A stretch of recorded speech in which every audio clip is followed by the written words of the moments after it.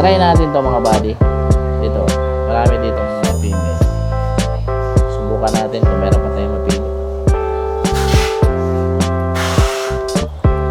Pero kung wala, ibalik din natin dito para hindi ma-damage.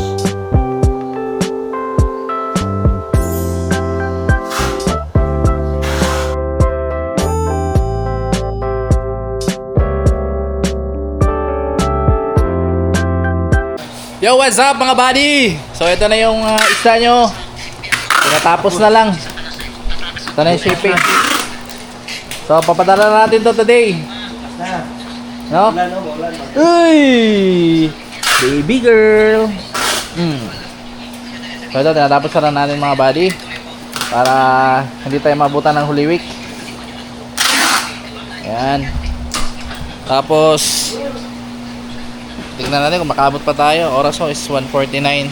So 4 PM yung cut off. And yung agenda natin today is mamimili tayo ng AFR, no? Na itong dagdag natin dito. Ito na yung last na hinulog natin. Yung mga fry akong lulog last time ng mga female. Kaka-gender lang. Tapos ito malaki na. Kaya dagdagan natin ng main tsaka female para mas mabilis natin mapadami yung AFR natin mga buddy. Let's go! So, ayan, andito tayo sa taas. Ito yung bilag natin kahapon. Then, kukunin na natin, gagawin natin breeder ito mga buddy. Para mas mabilis natin mapadami. So, konti lang naman yung kailangan ko dito. Siguro mga dalawa lang. Ito lang siguro mga kailangan natin. Ito kasi sayang to eh. Pwede pa ito malaro. Anyways, unahin muna natin mamili ng female. So, ayan, yung female natin dito is tingnan natin kung kaya na to i-gender. Ito kasi yung problema ko dito mga buddy. Yung iba kasing female is merong pattern sa caudal. Hindi nga lang visible. Ito male to. Yung mga may pula na sa sa katawan, male na yan, matic na yan. Tapos, mamimili na lang tayo ng female dito. Piliin natin yung mga walang pattern.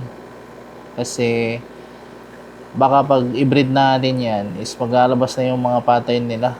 Pag yung piliin natin female is may patutulad nito, sayang po. May pattern yung caudal. Hindi talaga siya pattern na katulad ng snake skin. Yung pattern niya is parang hindi bumuo yung kulay na pagkapula dun sa caudal. Ano? Para sa cellophane na hindi ko maalam yung hindi ko ma-explain kung paano mo siya basta mukha siyang pattern sa caudal. Eh pili na lang tayo kahit mga 5 lang pang dagdag natin dun sa cement pan. So may mga male dito. Hindi ko muna ito gagamitin kasi maliliit pa lang. And hindi ako sure kung lalapad yung caudal niyan. Kung lalapad ba yung caudal. Kaya yung mga female na lang muna yung piliin natin. Kaya simulan na natin mga buddy. Hindi ko na siguro i-video kasi mahirapan ako mag-video eh. Pag select tayo. So balikan ko lang kayo pag meron na ako napili. See ya! At eto na nga mga buddy. Kasamaang palad. Wala tayong mapili kahit isa. Wala tayong mapili. Puro pattern. Kasi yung iba dito is maliliit pa lang. Hindi natin kayang gender pa kasi sobrang liit pa yung iba talaga. Hindi natin alam kung male tsaka female yan. Meron namang ito, maganda nga, parang female naman siya. Pero yung nga, nagkulay kasi yung katawan niya. Baka paglagay niya biglang maging male, hindi siya female. So, tignan na natin sa baba, yung sa planggana. Try natin kung meron pa tayong mapili. Kasi last time, pinilian ko na yun ng mga 5 yata. Tapos yung iba is binalik ko dun sa planggana kasi ganun nga, meron ding pattern yung iba. Tapos yung iba, sinipantay yung pagka-delta. Kaya simula. Try na lang natin dun. Tara. Try natin to mga buddy. Dito. Marami ditong mga female. Subukan natin kung meron pa tayong mapili. Pero kung wala, ibalik din natin dito para hindi ma-damage.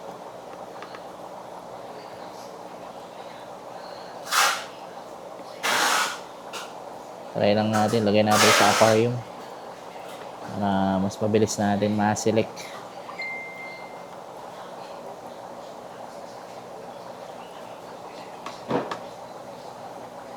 So tinigil muna natin to sa bidding kasi ito na lang natirang batch, mamimili pa sana ako ng breeder para meron tayong backup sakaling baka maubusan tayo. So ito lang muna,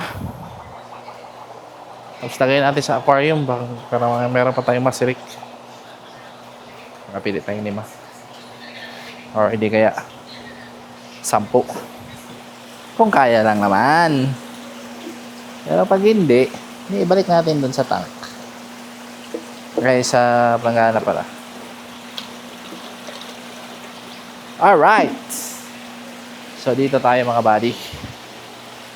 Rekta na.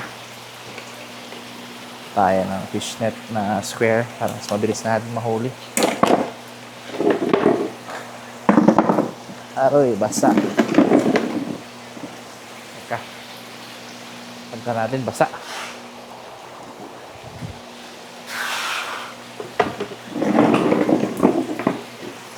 So, ito yung female natin. Ito yung sinasabi kong pattern mga buddy. Tulad nito. Ayan. Pattern yung caudal. Kaya, ayaw kong i-breed. Pero, think wala. Meron pang isa dito. Hindi ako sure kung male.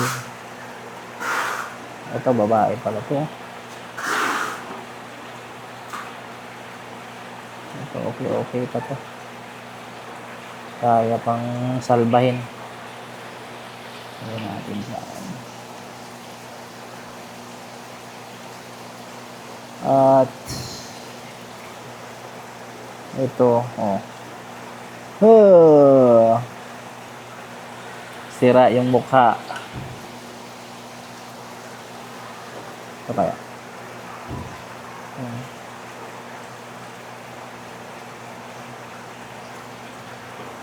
Ayan, ito dito.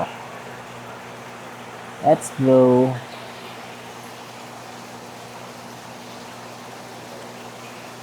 Ito kaya.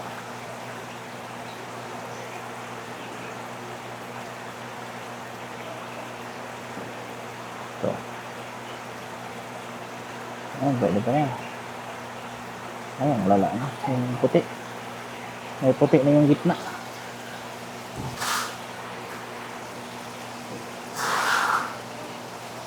So, dalawa lang napili natin. Yung iba, ibalik na natin to. Wala na. See ya.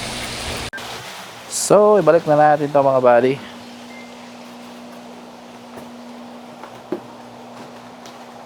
Ipat natin dito.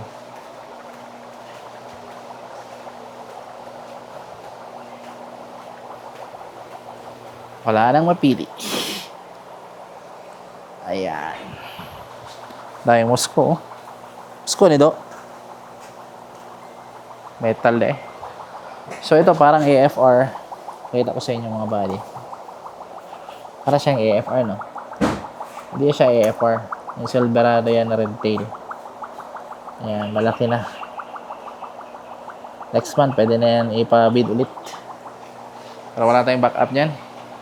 Kaya antayin lang natin, baka hanap muna tayo ng breeder. Dito meron tayong EBT ribbon. Kapabid kaya natin to. May mga ribbon kasi EBT ribbon.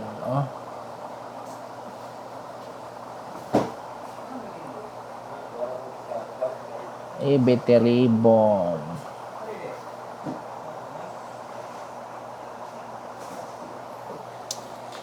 Siya.